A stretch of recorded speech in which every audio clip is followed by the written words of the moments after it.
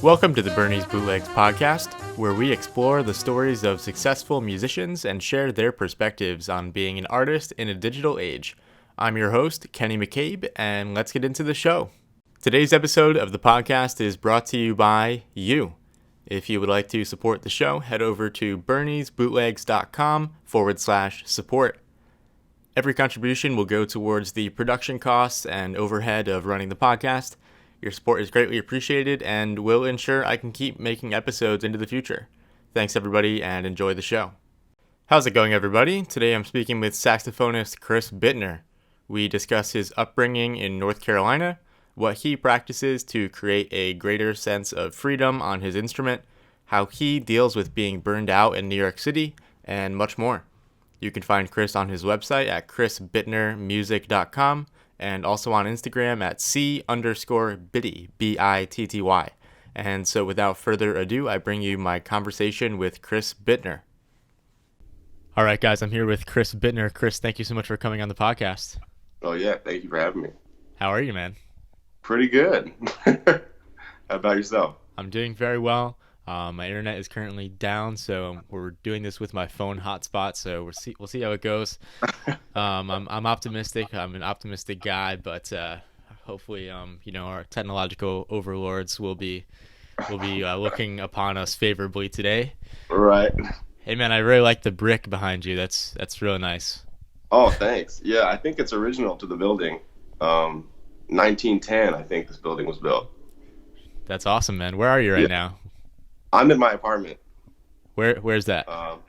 It's Convent Avenue in Harlem. Like right off on. the 145 ABCD. So I'm like uptown. Right.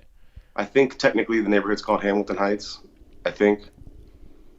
Cool, yeah. Man. So I went to your website and there's a little bit of a paragraph, about your history, but I'd like to go a little bit deeper. And so it says in there that you are from North Carolina, which I don't know if that many musicians from North Carolina. Well, you mean like that are alive? Yeah, that are alive or just playing? like very, very well known, I guess, alive or dead. Yeah. Well, Monk was from North Carolina. And so was John Coltrane. Although Philly likes to claim him because he pretty much kind of grew up in Philly, but he was really originally from North Carolina. I think he moved from North Carolina to Philly, I believe. And I think the Heath brothers are from North Carolina too. I think they might be from Wilmington. I'm not as certain about that as I am Monk and Train, but I'm fairly certain that the Heath brothers are from North Carolina. Wow, yeah, I didn't know all that. I'm sure people in the comments will fact check us. Yeah, fact check me, please. But also Branford currently lives in North Carolina, and Joey Calderazzo, this great tenor player Stephen Riley used to live in North Carolina. I believe he's up here now, maybe in New Jersey, maybe. But he was living in North Carolina for a good bit. Fantastic tenor player. Yeah, man. I think one of the best tenor players out here. Often, if you haven't heard of Stephen Riley. Yeah, often slept on. Yeah, I feel. Yeah, I love Stephen's playing. And so tell us a little bit about North Carolina, because it's probably not known for having a jazz scene. So maybe tell us a little bit about if that holds up, or if there was a strong scene where you were, or what your formative years were like in terms of playing saxophone. Yeah. Well, kind of interesting. I'm from a really small town in North Carolina, like 400 kids in the whole high school, kind of small town, like really small. You had to drive, like 20, 30 minutes to go see a movie, kind of small. So in that area, like my real hometown where I grew up, there was no sort of scene for jazz or really any music. There was some like bluegrass. There was a couple bluegrass bands that were pretty good, but not jazz at all. When I started my undergrad in Greensboro, North Carolina, that was more in the central part of the state where there was like like larger cities where there kind of actually was some players. There kind of actually were some players that were pretty good. So that's kind of where my true like growth and development started was in college. Like when I was in high school and middle school, learning to play the saxophone, I started playing saxophone in middle school. There was no like teachers. There were no people that I could take saxophone lessons from. So I didn't have like a private lesson until I got to college. So there was like really nothing out out where I'm from at all. It just all kind of started. Like I started to get really serious at college because that's when I had like instruction and like someone to actually guide me and kind of tell me what to do and how to improve. Yeah, so if you didn't have kind of a teacher early on, you know, for saxophone or for jazz specifically, where did that kind of interest originate? Was it just hearing the music in some sort of context? Because I would imagine, you know, if that's a very, very bluegrass heavy or like other kind of genre, you know, area, where did that come from? I mean, I credit a lot of it to my dad because when like a lot of people in a lot of like band programs, I think that's how I started was like in middle school band in the 6th grade. And they did the thing where I actually think I watched your Charles Owens video. I think he said something similar where they brought in all the instruments and you could see them all and you could like pick which one you wanted to play. Right. And they did that.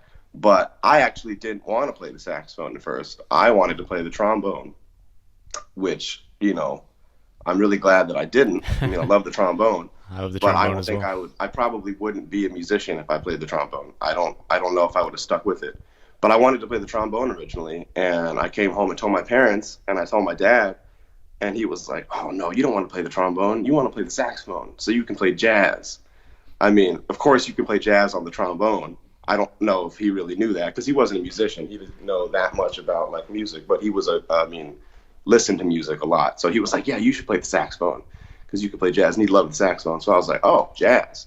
That's a cool sounding word. I don't know what that is, but I've heard of jazz." I mean, I'm like a little kid. So I was like, "Okay, I'll play the saxophone." So that's how it happened. So we start playing the saxophone. Yeah, man. So even though you didn't have a formal teacher or private lesson instructor throughout your teenage years until you got to college, were you still practicing a lot? What was that time like for you? Were you kind of just trying to learn everything yourself? Yeah, I was practicing. Probably like in my middle school, they had these practice logs where you had to have your parent or guardian sign off that you practice 30 minutes a day. And I know a lot of my friends in middle school weren't doing that. They were just having their parents sign it. But my parents, like, for the first 2 or 3 years that I was playing the horn in middle school, they made me actually practice. They were like, "This is your assignment from school. Like, we're not going to sign this unless you practice 30 minutes a day." But my practicing then was hard, much like now, hardly what you could call practicing. I would just play the horn for 30 minutes. I mean, then not even knowing like really how to play anything. So like for me, I would just sit there with the instrument for 30 minutes and try and figure out just melodies that I'd like heard either on TV or on the radio or just like songs that my dad was listening to, not jazz at all.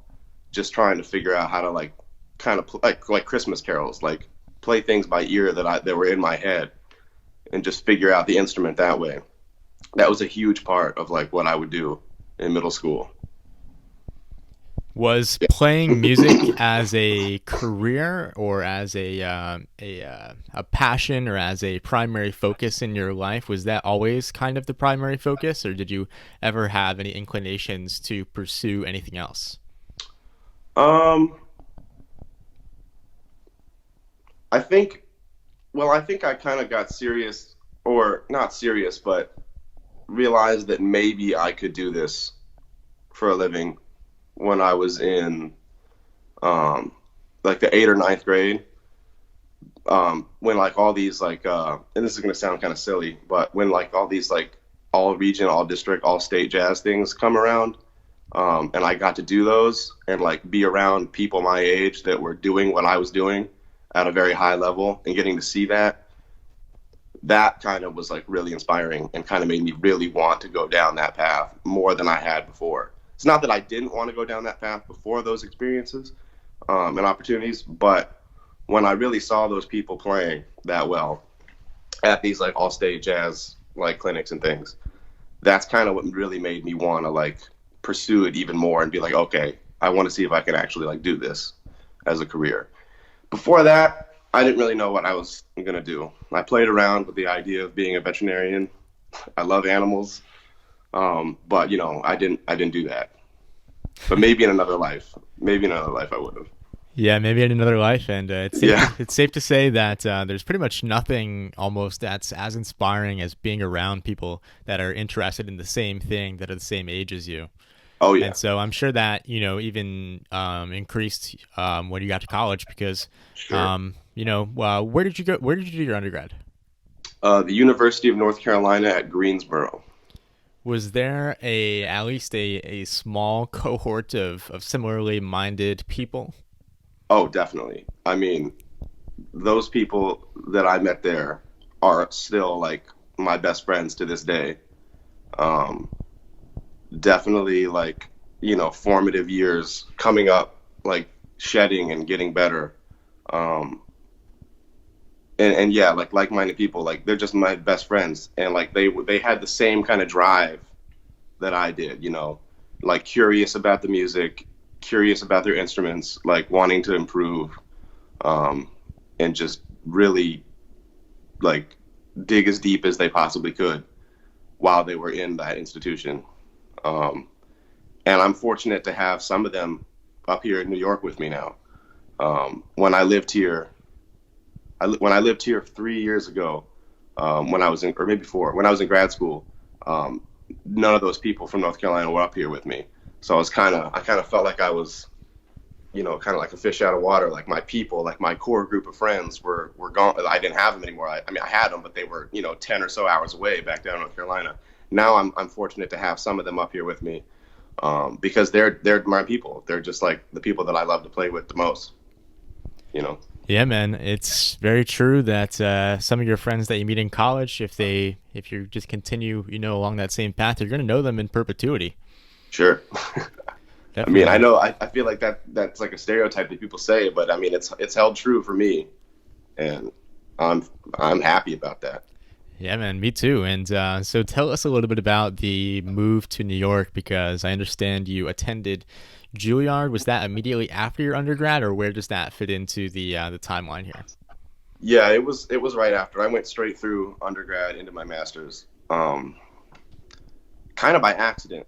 Like this is a story I tell people that ask me about like doing masters. When I was at my undergrad, my very last lesson with my teacher there, who's a great saxophonist named Chad Eby, like really amazing player, a teacher, and person, just great guy. Anyway, but my last lesson with him, he was like, "Well, you know, you've been with me for 4 years. Like, I've kind of given you everything I can give you. Like, now what? Like, what are you gonna do now?"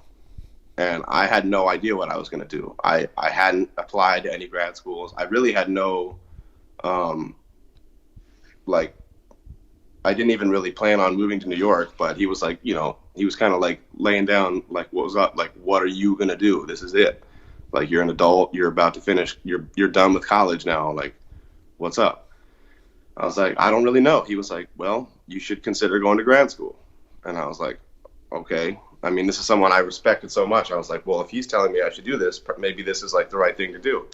Now, when he's telling me all this, there's like a week before all the like application deadlines are due. Like it's late. It's late in the game. So I was like, okay, wow. Well, I need to really hurry and do this. So I was like, well, where should I go? Because I hadn't done any research on my own of like grad schools to go to because again, I didn't really want to go. He was like Juilliard or Michigan State, and I was like, okay.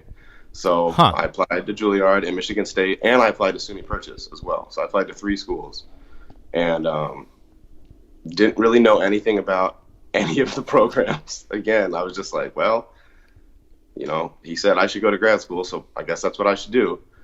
And got in to all three. I think I got into SUNY Purchase. I actually really didn't hear back from them. I think some weird things happened communication wise. But I got into Michigan and Juilliard, and I was like, well, once I found out I got into Juilliard, I was like, even though I didn't know anything about it, I was like, I have to go to Juilliard because I'll be in New York, and it's this school that everybody seems to know about. So that's kind of what I did. Yeah, it's definitely a school that people know about, for better or for worse. I mean, it definitely has. It's definitely talked about. It's definitely talked about. Very much in a positive and very much in a negative light. So, Sure. Tell us a little bit about what your view of Juilliard was from the inside. Well, okay, yeah. I mean, pretty much what you just said. I think there's a lot of good, but also a lot of things that are not so good there. And it's just a matter of like, can you take out of it what you need to take out of it? Just like any school, there are certain things that happen inside. I would say probably all schools that probably rub students a weird way. It's no different there. But there was a lot of positive things that came out of it. Like you mentioned earlier, just the inspiration of being around people your age that are playing at a high level. That was the best example of that I've had to date. Undergrad was great and being around people like that. But at Juilliard, the level of the players was so much higher than it was anywhere in North Carolina. So being up there in that school for 2 years, being surrounded by amazing musicians like that are just completely like kicking my ass every day was great, and I really liked my teachers too. Like I studied with Ron Blake for 2 years, and I really liked that a lot. We focused a lot on composition, especially my second year, and that was really great. It was like a slow burn for me. Like my first year was kind of a rocky transition from like small town North Carolina to New York City, because my first time in New York City ever was for the audition at Juilliard. So I really was completely in a different place. Like, I mean, of course I was in a different place, but I wasn't really ready yet, I don't think, mentally to be in an area like that, in a school like that, or in a city like this that is like so demanding and so crazy. So it took a lot of time for me to actually like adjust. But after that first year, I always joke saying that I wished my second year at Juilliard could have been my first year, because I was more adjusted to the environment and the city, and it was good. I mean, it was overall very positive. I'm very glad I went. I'm glad to be out. I'm glad I'm done. I'm glad I graduated, but I'm glad and very thankful that I had the opportunity to go to a school like that, for sure. Yeah, man, I think that's probably a pretty common viewpoint, which is I'm sure there are difficult things about it, of course. Between and I'm not going to go into details or anything. But right, of course. And so, and there's also no way to overstate the benefits of getting your ass kicked. My kind of personal rule of thumb for whether or not I feel like I'm in the right kind of environment is if I'm a little bit intimidated by the people that I'm playing with. Not super intimidated, to the point where I'm like, pissing my pants or whatever, which Right. which can happen, depending on the situation. But I feel like if I'm a little bit intimidated, I know that I'm in the right place, because you never want to be too comfortable. Right. In terms of just the level of ability of the people that are around you. That's how I feel anyway. For sure. So you get out of Juilliard, and what is the next step for you? Do you stay in New York? I did, but I also did not. I stayed for 1 year when I graduated, and I was playing a little bit. I was starting to play. It's funny. So I moved back to North Carolina after my third year in the city total, like 2 years of school, 1 year out, and then after that I moved back home. But while I was here, that was actually an accident too. But while I was here, I was kind of starting to play a little bit. Things were slowly happening, and I actually think I probably moved back at probably the worst time. But I did it anyway. Like the last gig that I played in New York City before moving to North Carolina was at Smalls, and that was the second time I played at Smalls. And I've only played at Smalls twice, but everybody, Smalls is this like great hub for musicians, and it's like a place where a lot of people in the city kind of cut their teeth and become known. And I felt really lucky to be able to play there, But just as soon as I'd started playing there, I moved away. So I thought that was kind of, I kind of thought that was silly. I think that's kind of silly in hindsight. But me moving back to North Carolina was definitely one of the best things I did or could have done for myself, because I was just getting so, like, I was overwhelmed with the lifestyle up here. Like, it's just a hectic place to live. Not even if you're a musician. Just living up here is like a more taxing lifestyle than like living in cities that aren't this demanding and busy and crazy and expensive. So I had to kind of get out and clear my head, and I went back home, or not home, but back to North Carolina for a year. Was living in Greensboro again, and kind of just recentered myself, and just now moved back to New York about 2 months ago, month and a half ago. So I've been up here. This is a recent move again, but it feels great to be back, and it's like fresh. And now I have the right kind of clear-headed mindset to like do what I need to do. Right, and it's great that you were able to gain that perspective by kind of moving out for a little bit, because New York is definitely, it can be a very overwhelming place. It's a very demanding place. It's very cutthroat, and it's very kind of just overstimulating in a way. So one of my friends, likes to compare it to like crack cocaine, like for music, like in terms of like the level of playing ability and skill level, and just the range of available scenes and types of music that's happening. It's unparalleled, in my opinion. But with all of that comes along, the fact that, you're going to be oftentimes out until, 7 a.m. or whatever, hanging at clubs, just because you might feel, a little bit obligated to soak in everything as much as possible, but you can definitely burn out like that. Oh yeah. Yep. Yeah, man. So let's talk a little bit about the saxophone, because I would want to get your perspectives on how you think about improving at the saxophone. And I know it's a very general topic. Right. And so you mentioned a little bit earlier that the main way that you practice is just from more or less playing. Yeah. But how do you think about utilizing playing in order to grow? Because I feel you can easily kind of just spin your wheels, just playing the same tunes in the same kind of way. Yeah, I mean, I do just play, but it's like I'm trying to play freely from a place of like thinking about melody and rhythm like all the time.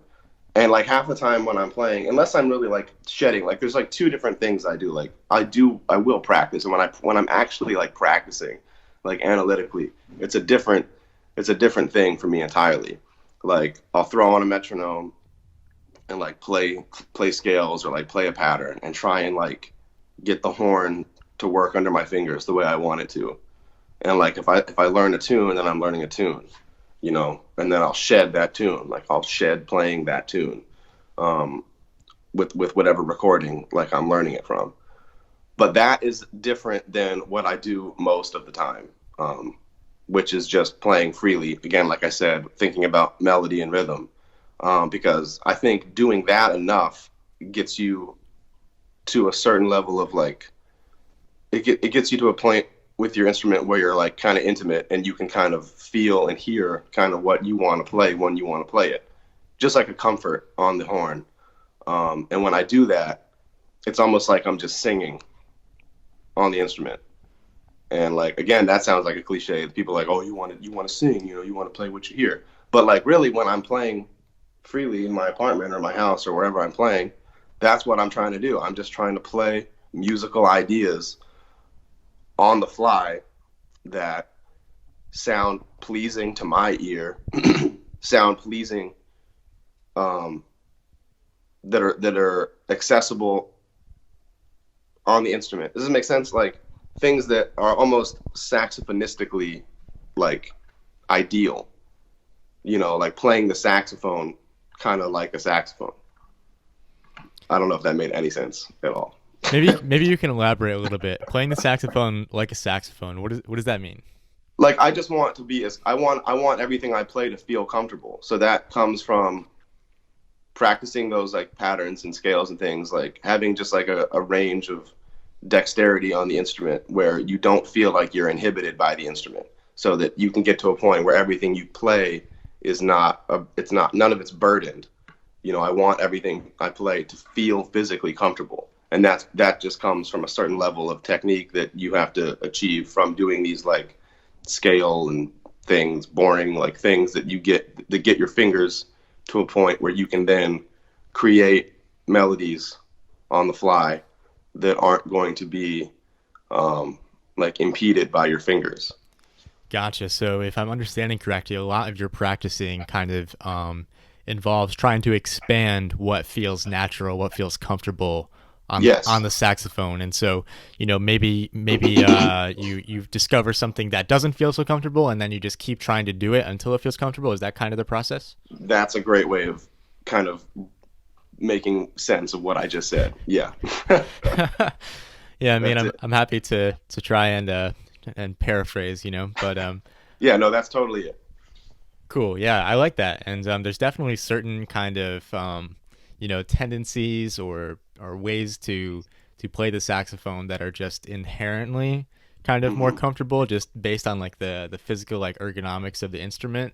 But Exactly. if you get locked into that, then you're really kind of limiting yourself because Right. you're being limited by the ergonomics of the saxophone in a way. Right. Hmm. Yeah, man. And so is recording yourself and listening back to it and kind of mentally analyzing it or looking for weaknesses, is that something that you often do? Yeah, I do that a lot.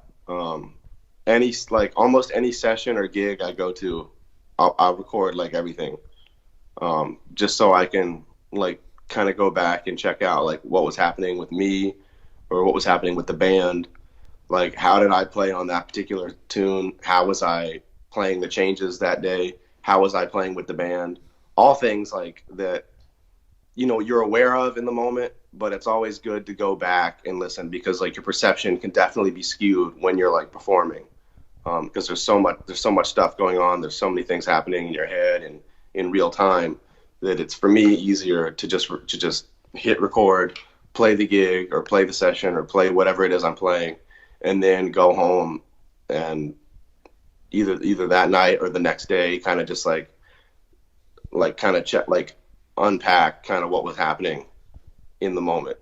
Um, yeah, it's a good way to like kind of figure out like what your strengths and weaknesses are, because I think it's important to like to nitpick your weaknesses so you can improve, but it's also a good thing to figure out what your strengths are.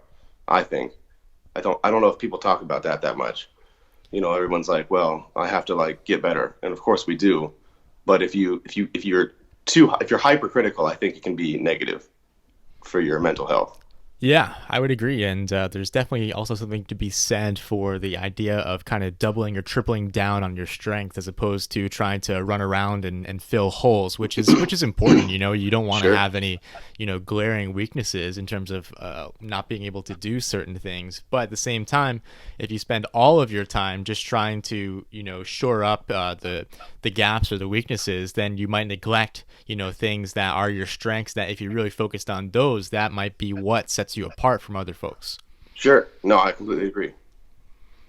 Yeah, man. And so one thing that I also wanted to ask you about was, as someone who is kind of in the thick of it, so to speak, in New York, doing, a lot of playing and all that kind of thing. If someone is watching this and they are not in New York City, but they have an aspiration at some point to move there, perhaps, what are the most important skills or things that someone should know or think about if they want to have the best chance of being successful in New York as a musician? Hmm. Uh, that's a great question.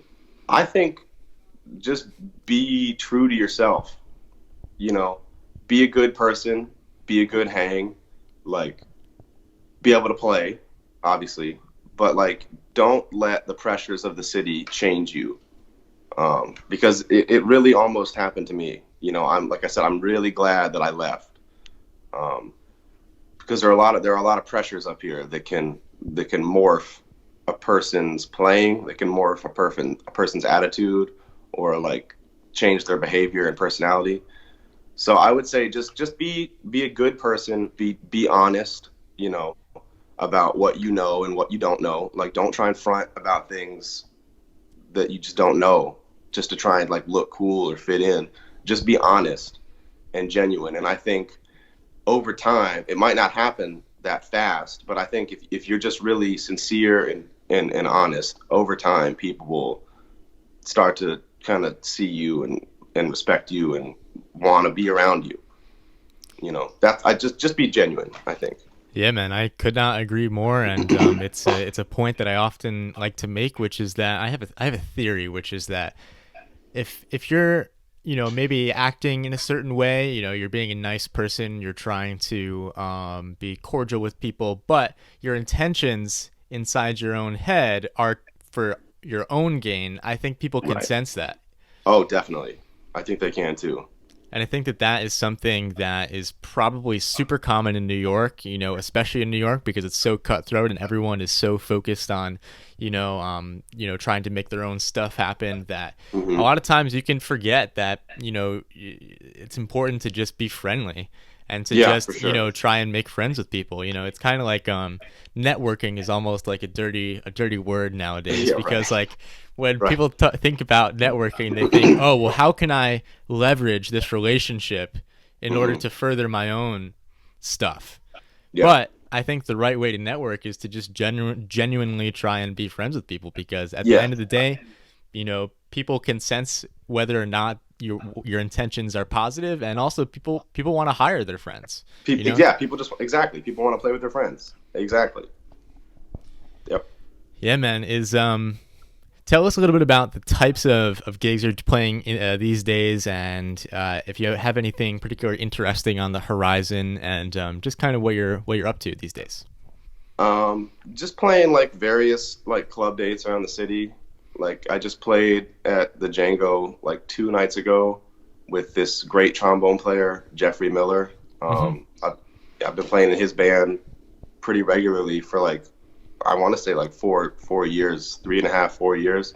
We met at school at Juilliard, and he has a quintet that I've been in for, like I said, about 3.5, 4 years, with the same personnel. You know, like it's like a band, which I think is pretty cool.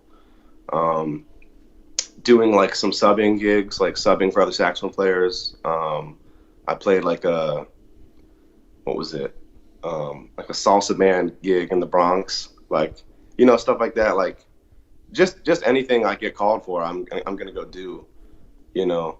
And there's things upcoming that are like on my calendar way down the line. But yeah, just for my own thing as like a leader, I'm just trying to be a leader. I haven't really gone down that path of like actively seeking out gigs and trying to book things as a leader. But that's something I told myself I was going to try and do more of when I moved back to the city, because I have a lot of original compositions and I have people in mind that I want to have play them. And it's just a matter of me being proactive and getting out there and trying to like book my own things. And in that regard, I have also I don't have any albums out, but I have a plan to record an album within the next year to year and a half is ideally the time frame that I'm looking at. Again, because I have all these compositions that I want to record, you know, and I want to put them out there. So it's just a matter of time, I think.